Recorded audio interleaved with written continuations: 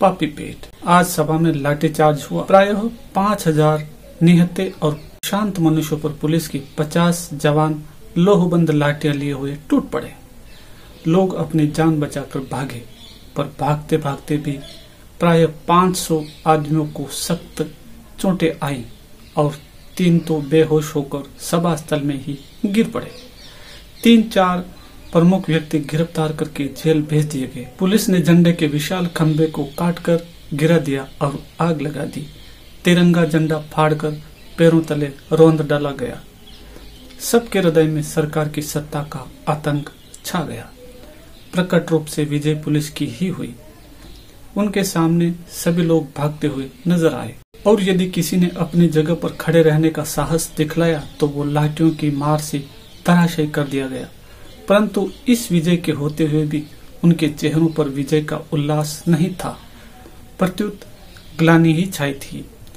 उनकी चाल में आनंद का हल्कापन न था, वरन ऐसा मालूम होता था कि जैसे पैर मन भर के हो रहे हों। हृदय उछल नहीं रहा था, वरन एक प्रकार से दबा जा रहा था। पुलिस लाइन में पहुंचकर सिपाही लाठीचार्ज की चर्चा करने लगे। सभी को लाठीचार्ज करने, निहत्थे निरपराध व्यक्तियों पर हाथ चलाने का अफसोस हो रहा था। राम खिलावन ने अपनी कोठरी में जाकर अंदर से दरवाजा लगा लिया और लाठी को चूल्हे में जला दी। उसकी लाठी के वार से एक सुकुमार बालक की खोपड़ी फट गई थी। उसने मन में कहा, बेचारे निहत्थे और निर अपराधों को कुत्तों की तरह लाठी से मारना, राम राम, यह हत्या किसके लिए? पेट के लिए। इस पापी पेट को तो जानवर भी भर लेता है, फिर हम आदमी होकर इतना पाप क्यों करें? इस 20 रुपये के लिए यह कसाईपन न, अब तो यह न हो सकेगा। जिस परमात्मा ने पेट दिया है वह अन्न भी देगा। लानत है ऐसी नौकरी पर। और दूसरे दिन नौकरी से इस्तीफा देकर अपने देश को चला गया। थानेदार बरकतुल्ला लाठीचार्ज के समय चिल्ला चिल्ला कर हुक्म दे रहे थे, मारो सालों को, आए हैं स्वराज लेने।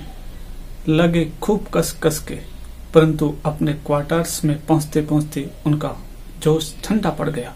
वे जबान के खराब अवश्य थे, पर हृदय के उतने खराब न थे। दरवाजे के अंदर पैर रखते ही उनकी बीवी ने कहा, देखो तो यह गफूर कैसा फूट फूट कर रो रहा है। क्या किया है आज तुमने? बार बार पूछने पर भी यही कहता है कि अब्बा ने गोपू को जान से मार डाला है। मेरी तो समझ में ही नहीं आता कि क्या हुआ। सुनते ही थानेदार साहब सर थाम कर बैठ गए। गोपाल बहुत सीधा और प्रेमी लड़का था। थानेदार का लड़का और गोपाल एक ही कक्षा में पढ़ते थे और दोनों में खूब दोस्ती थी। थानेदार और उनकी बीवी दोनों ही गोपाल को अपने लड़के की तरह प्यार करते थे। थानेदार को बड़ा अफसोस हुआ। बोले, आग लगे ऐसी नौकरी में। किरानी का जमाना है, वरना मैं तो इस्तीफा देकर चल देता। पर करें तो क्या करें? घर में बीवी बच्चे हैं, बूढ़ी माँ है, इनका निर्वाह कैसे हो? नौकरी बुरी जरूर है, पर पेट का सवाल उससे भी बुरा है। आज 60 माहवार मिलते हैं। नौकरी छोड़ने पर कोई 20 रुपये को भी न पूछेगा। पापी पेट के लिए नौकरी तो करनी ही पड़ेगी, पर हाँ, इस हाय हत्या से बचने का एक उपाय है। 3 महीने की मेरी छुट्टी बाकी है। 3 महीने बहुत होते हैं, तब तक ये तूफान निकल ही जाएगा। ये सोचकर उसने छुट्टी की दरख्वास्त दूसरे ही दिन दे दी। उधर कोतवाल बख्तावर सिंह का बुरा हाल था। मारे रंज के उनका सिर दुखने लगा था। बख्तावर सिंह राजपूत थे। उन्होंने टोडका राजस्थान पढ़ा था। राजपूतों की वीरता की फड़फड़ाने वाली कहानियां उन्हें याद थी। चित्तौड़ के जौहर, जयमल और फतेह के आत्म बलिदान और राणा प्रताप की बहादुरी के चित्र उनके दिमाग में रह रह के चमक उठते थे। सोचते थे कि मैं समस्त राजपूत जाति की वीरता का वारिस हूँ। उनका सदियों का इकट्ठा किया हुआ गौरव मुझे प्राप्त है। मेरे पूर्वजों ने कभी निहत्थों पर शस्त्र नहीं चलाए, किंतु मैंने आज यह क्या कर डाला। ऐसे मारने से तो मर जाना अच्छा, पर पापी पेट जो न करावे सो थोड़ा। इसी संकल्प विकल्प में पढ़कर उन्होंने रात को भोजन भी नहीं किया। आखिर भोजन करते भी तो कैसे? उस घायल बच्चे का रक्त रंजित कोमल शरीर उसकी सकरुण चित्कार और उसकी हृदय को पिघला देने वाली बेधक दृष्टि का चित्र उनकी आंखों के सामने रह कर खींच जाता था। उसकी याद उनके हृदय को टुकड़े टुकड़े किए डालती थी। इस प्रकार दुखते हुए हृदय को दबाकर वे कब सो गए कौन जाने। सवेरे उठने पर उन्हें याद आई कि कल ही जो उन्हें तनख्वाह के 300 रुपए मिले थे उसे वे कोट की जेब में ही रखकर सो गए थे, कहीं किसी ने निकाल न लिए हों। इस ख्याल से झटपट उन्होंने कोट की जेब में हाथ डाला और नोट निकालकर गिनने लगे। एक एक करके गिने। 100 के 3 नोट थे। उन पर सम्राट की तस्वीर बनी थी और गवर्नमेंट की तरफ से किसी के हस्ताक्षर पर यह लिखा था कि मैं मांगते ही 100 रुपए देने का वायदा करता हूँ। रुका इंदुल तलब प्रामश्री नोट मांगते ही 100 रुपए। इसी प्रकार 1, 2, 3 एक ही महीने में 300, एक वर्ष में 2600, 3600, 30 वर्ष में 1,08,000, एक साल तरक्की मिलेगी, फिर 30 साल के बाद पेंशन और ऊपर से। इसी उधेड़ बुन में थे कि इतने ही में टेलीफोन की घंटी बजी। वह चट से टेलीफोन के पास गए, बोले हेलो। उधर से आवाज आई, डीएसपी और आप कौन हैं? इन्होंने कहा। शहर कोतवाल का अधिकारपूर्ण शब्द उनके कानों में गूंज गया। उधर से फिर आवाज आई, अच्छा तो कोतवाल साहब, आज 11 बजे जेल के भीतर कल के गिरफ्तार शुदा कैदियों का मुकदमा होगा, उसमें आपकी गवाही होगी। आप ठीक 11 बजे जेल पर पहुंच जाइए। कोतवाल साहब ने कहा, बहुत अच्छा। अब कोतवाल साहब अपने दफ्तर के काम में लग गए। ऑफिस में पहुंचते ही उनका रोज की ही तरह कुड़कुड़ाना शुरू हो गया। कोतवाली में काम बहुत रहता है, बड़ा शहर है, दिन भर काम करते करते पीसे जाते हैं। एड़ी चोटी का पसीना एक हो जाता है, खाने तक की फुर्सत नहीं मिलती। 24 घंटे गुलामी बजानी पड़ती है, तब कहीं 300 रुपये मिलते हैं। 300 में होता ही क्या है, आजकल तो 500 से कम में कोई इज्जतदार आदमी रह ही नहीं सकता। इसी के लिए झूठ, सच, अन्याय, अत्याचार क्या क्या नहीं करना पड़ता है, पर उपाय भी तो कुछ नहीं है। इस 6 फीट के शरीर को कायम रखने के लिए पेट में तो कुछ झोंकना ही पड़ेगा। क्या ही अच्छा होता यदि भगवान पेट न बनाता। इन्हीं विचारों में समय हो गया और कोतवाल साहब ठीक 11 बजे गवाही देने के लिए जेल को चल दिए। लाठीचार्ज का हुक्म देने के बाद ही मजिस्ट्रेट राय साहब कुंदन लाल जी को बड़े साहब का एक अर्जेंट रुक्का मिला। साहब ने उन्हें फौरन बंगले पर बुलाया था। इधर लाठीचार्ज हो ही रहा था कि उधर से वे मोटर पर सवार हो बड़े साहब के बंगले पहुंचे।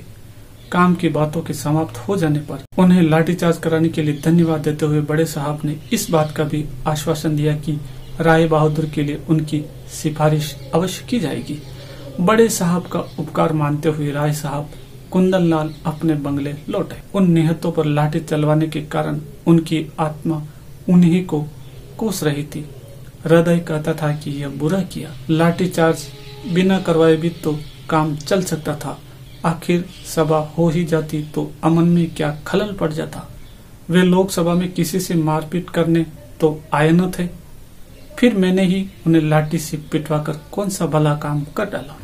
किंतु दिमाग ने उसी समय रोककर कहा, यहाँ भले बुरा का सवाल नहीं है, तुमने तो अपना कर्तव्य पालन किया है। स्वयं भगवान ने कर्तव्य के लिए निकट संबंधियों तक को मारने का उपदेश अर्जुन को दिया था। फिर तुम्हारा कर्तव्य क्या है? अपने अफसर की आज्ञा का पालन करना। आतंक जमाने के लिए लाठीचार्ज कराने का तुम्हें हुक्म था।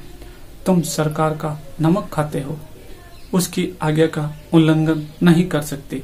आज्ञा मिलने पर उचित अनुचित का विचार करने की जरूरत ही नहीं। स्वयं धर्म नीति के ज्ञाता पितामह भीष्म ने दुर्योधन का नमक खाने के ही कारण अर्जुन का पक्ष सत्य होते हुए भी दुर्योधन का ही साथ दिया था। इसी प्रकार तुम्हें भी अपना कर्तव्य करना चाहिए, नतीजा बुरा हो चाहे भला। पर फिर उनके हृदय ने काटा। न जाने कितने निरपराधियों के सिर फूटे होंगे। दिमाग ने कहा, फूटने दो, जब तक सरकार की नौकरी करते हो तब तक तुम्हें उसकी आज्ञा का पालन करना ही पड़ेगा, और यदि आज्ञा का पालन नहीं कर सकते हो तो ईमानदारी इसी में है कि नौकरी छोड़ दो। माना कि आखिर ये लोग स्वराज्य के लिए ही झगड़ रहे हैं, उनका काम परमार्थ का है, सभी के भले के लिए है, पर किया क्या जाए? नौकरी छोड़ दी जाए तो इस पापी पेट के लिए भी तो कुछ चाहिए। हमारे मन में क्या देश प्रेम नहीं है? पर खाली पेट देश प्रेम नहीं हो सकता। आज नौकरी छोड़ दें तो क्या स्वराज वाले मुझे 600 रुपए दे देंगे? हमारे पीछे भी तो गृहस्थी लगी है, बाल बच्चों का पेट तो पालना ही होगा। इसी प्रकार सोचते हुए वे अपने बंगले पहुंचे। घर पहुंचने पर मालूम हुआ कि पत्नी अस्पताल गई है। लाठीकांड में लड़के का सिर फट गया है। उनका कलेजा बड़े वेग से धड़क रहा था। उनका एक ही लड़का था। तुरंत ही मोटर बढ़ाई, अस्पताल जा पहुंचे। देखा कि उनकी स्त्री गोपू को गोद में लिए बेटी आंसू बहा रही है। गोपू के सिर में पट्टी बंदी है और आंखें बंद हैं। उन्हें देखते ही पत्नी ने पीड़ा और तिरस्कार के स्वर में कहा, यह है तुम्हारे लाठीचार्ज का नतीजा। उनका गला रुंध गया और आंसू भी वेग से बह चले। राय साहब कुंदनलाल के मुंह से एक शब्द भी न निकला। इतने ही में डॉक्टर ने आकर उन्हें सांत्वना देते हुए कहा, कोई खतरे की बात नहीं है। घाव गहरा जरूर है, पर इससे भी गहरे गहरे घाव भी अच्छे हो जाते हैं। आप चिंता न कीजिए। राय साहब ने पत्नी से पूछा, आखिर तुमने इसे वहां जाने ही क्यों दिया? पत्नी ने कहा, तो मुझसे पूछ के ही तो वहां गया था ना। रात पर गोपू बेहोश रहा और दूसरे दिन भी बेहोशी दूर न हुई। दूसरे दिन 11 बजे दिन से जेल में मुकदमा होने वाला था, परंतु न्यायाधीश ठीक समय पर न पहुंच सके। आज सजा सुनानी थी। मामला था एक 13 साल की बालिका को बेचने के लिए भगा ले जाने का। जुर्म साबित हो चुका था। न्यायाधीश के द्वारा उसे 6 महीने की सख्त कैद सजा दी गई थी। फैसला सुनाकर न्यायाधीश महाशय जेल आए। कोतवाल और राय साहब कुंदनलाल की गवाही हो जाने पर अभियुक्तों में से एक 2 साल की सख्त कैद और 2000 रुपए जुर्माना, दूसरे को 1.5 साल की सख्त कैद और 1500 रुपए जुर्माना, तीसरे को 1 साल की सख्त कैद और 500 रुपए जुर्माना की सजा दे दी गई। अभियुक्तों ने मुकदमों में किसी प्रकार का भाग नहीं लिया और न पेशी ही बढ़वाई, इसलिए मुकदमा करीब 1 घंटे में ही समाप्त हो गया। तीनों अभियुक्त प्रतिष्ठित सज्जन थे और राय साहब की जान पहचान के थे। मुकदमा खत्म हो जाने पर राय साहब ने उनसे माफी मांगते हुए कहा, क्षमा करना भाई, इस पापी पेट के कारण लाचार हैं, वरना क्या हमारे दिल में देश प्रेम नहीं है? यह कहकर उन्होंने अपने आत्मा को संतोष दे डाला और जल्दी जल्दी अस्पताल आए। गोपू की हालत और भी ज्यादा खराब हो गई थी। उसकी नाड़ी क्षीण पड़ती जा रही थी। राय साहब के पहुंचने पर उसने पहली ही बार आंखें खोली। उसके मुंह पर हल्की सी मुस्कुराहट थी। धीमी आवाज में उसने कहा, बंदे माँ म की ध्वनि नहीं निकल पाई। माँ के साथ ही उसका मुंह खुला रह गया और आंखें सदा के लिए बंद हो गई। उसकी माता चीख मारकर लाश पर गिर पड़ी। राय साहब के शून्य हृदय में बार बार प्रश्न उठ रहा था, यह सब किसके लिए? और मस्तिष्क से प्रतिध्वनि उसका उत्तर दे रही थी, पापी पेट के लिए। तो दोस्तों, सुभद्रा कुमारी चौहान की ये कहानी आपको कैसी लगी? अच्छी लगी हो तो चैनल को लाइक शेयर जरूर कीजिएगा।